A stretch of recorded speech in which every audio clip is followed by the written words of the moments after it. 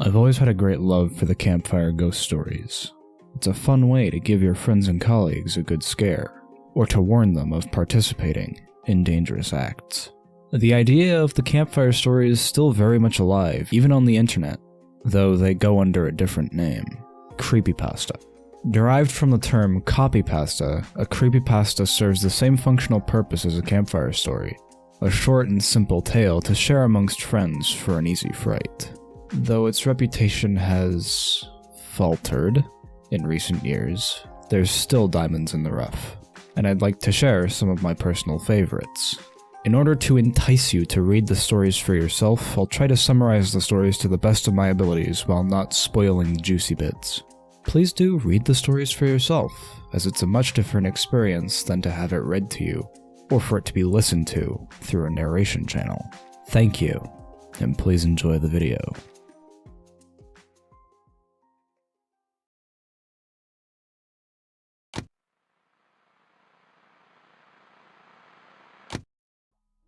Pale Luna tells the story of an early 90s PC game, found in the San Francisco Bay Area. A near unfunctional text adventure, to be specific, called Pale Luna, and the strange gameplay it contains. The author then tells the story of a young Michael Nevins who obtains a copy of the game in an effort to be the first one to finally complete it. The game itself takes 5 hours and several dozen reboots of his computer to come to a point of being unable to go any further, and then another hour of hard resets and trial and error to finally come across an end screen for it. When Michael finally does discover an end screen, it displays a set of coordinates for a point in the forests of Lassen Volcanic Park. From this point of the story, it details Michael's search and discovery for what lies at the aforementioned coordinates, and the result is rather unsettling when you think about it.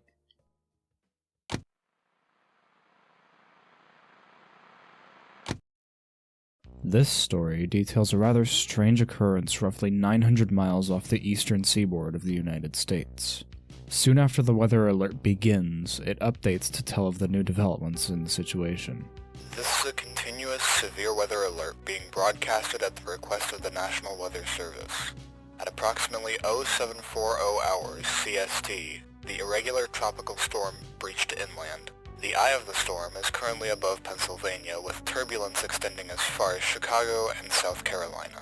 Insulation of all openings, including doors and windows leading into your home, is recommended. Citizens owning any domestic canines are urgently requested to leave them outside. Do not let them in. Ignore any and all vocalizations, intelligible or otherwise. As this alert is playing, the sky outside becomes a mushy, darkened shade of red, and the rain gets heavier. This is a continuous severe weather alert being broadcasted at the request of the National Weather Service. This broadcast will continue until all severely anomalous weather has ceased. Isolate all domestic canines. Do not let them in. Seal every crack leading to the outside. Ignore all vocalizations from outside until the storm has passed. If possible, send loved ones to lower levels of your homes. Do not leave your homes. Do not leave your homes. Do not leave your homes. Cautiously, your father goes to open the front door or window, just to see how bad the storm is. The short story contains very vivid descriptions of the severe weather going on, and it's definitely one you should read for yourself.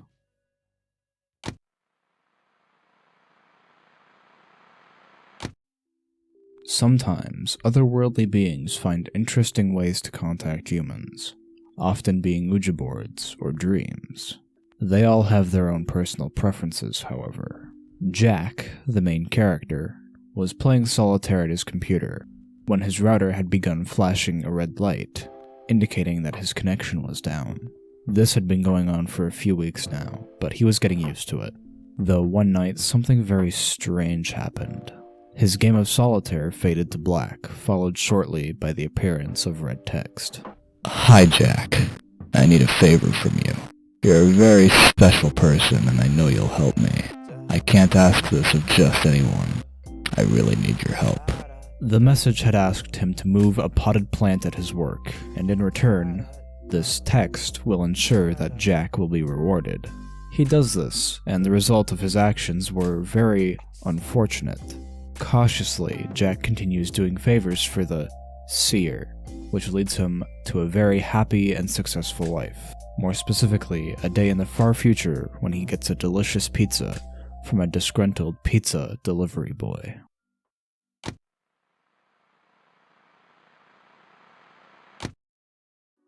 Sometime during the early 50s, in August, the small town of Ashley, Kansas simply ceased existing. In the dead hours of the morning, a 7.9 magnitude earthquake was measured by the United States Geological Survey, being felt by the entire state of Kansas and most of the Midwest. The epicenter being right underneath the small town of Ashley. Over 600 people from the small town have yet to be found, nearly 70 years later.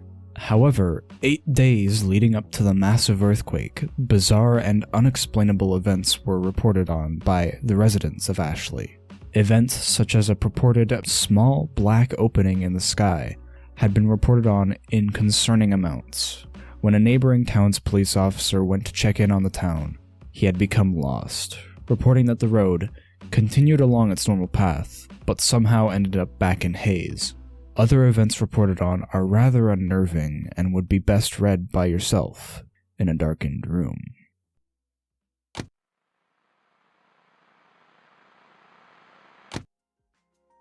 Have you ever had something you truly, relentlessly desired? Something that you would go to the ends of the earth for? Well, I may have a ritual for you. 11 Miles is a guide to a ritual where all you do is go for a nice, long drive.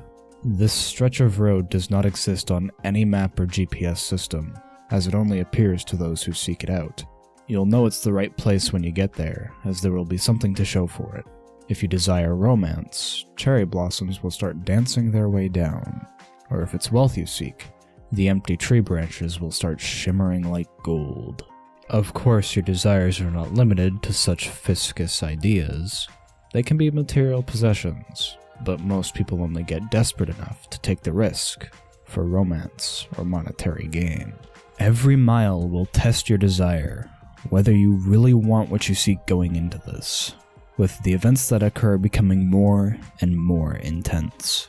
You'll know you're done when you reach a dead end, but interestingly, you'll recognize the area as the start of the first mile. But don't worry, you're done. It's finished.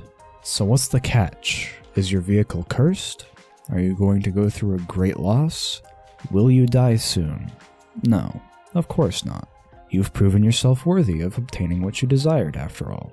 It may not have been what you originally had gone in for, but it's what you've truly desired in your heart. The trials of the 11 Miles are very fascinating, and I implore you to discover it for yourself.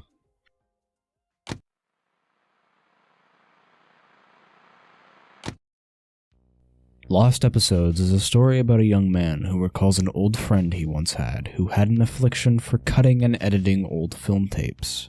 This friend, Sid, could fix any movie he wanted, and as time went on, he progressively got better at it, not just cutting tapes to change the endings, but inserting new scenes and drawing over entire segments of cartoons and animated movies to become entirely new media. Once, Sid had edited an entire episode of MASH with an old gory war film, creating a rather morbid episode where the camp gets bombed and everyone dies. He even went as far as to edit in freeze frames of all of the characters' faces, with their eyes closed, dead on the ground. Later in life, when the author had slowly started drifting away from Sid, he had gone over to Sid's place to see that he had turned his parents' garage into a mini film studio, complete with a drawing board. Sid had created several disturbing edits of beloved children's TV shows and films, such as SpongeBob, iCarly, and various others. The author then recalls when he, now in his 30s, went to pay his old friend another visit at his old place.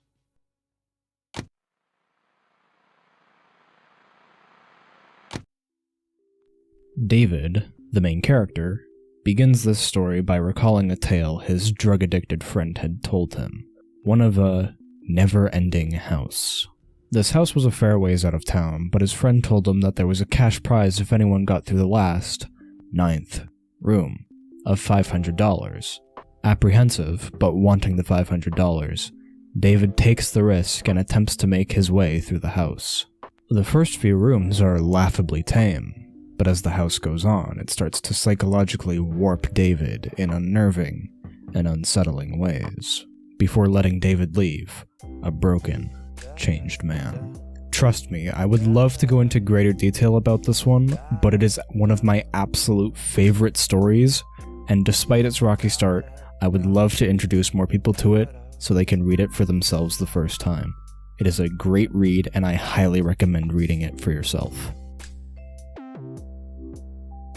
All of these stories will be linked directly in the description, as I would love for everyone watching this to actually go and read these stories as soon as possible. I appreciate you watching through to the end, so have a happy Halloween. I know I will. Stay safe, everyone, and have a good night.